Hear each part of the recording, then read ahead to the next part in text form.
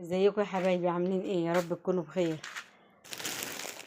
عايزه اقول لكم احنا شغالين عشان برضو اللي عايز جمله مننا، شغل جمله.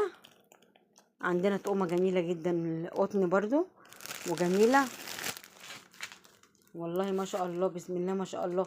تقومه جميله يعني للي عايز برضو يبيع في المحلات وكده هوت، ولا اللي بتبيع بالقسط، ولا بتبيع يعني قطاعي برضو تاخد. برضو عندنا اشكال جميله جدا والله. الكافيهات دي الوانها كلها كافيه، الوان الروز، الوان كتيره والله.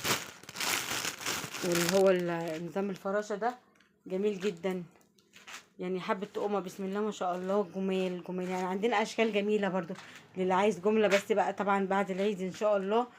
يعني اللي حب ياخد جمله مننا، اذا كان تركي او ساده او ساري او قشر سمك، يعني الاشكال كلها هتلاقوها ان شاء الله.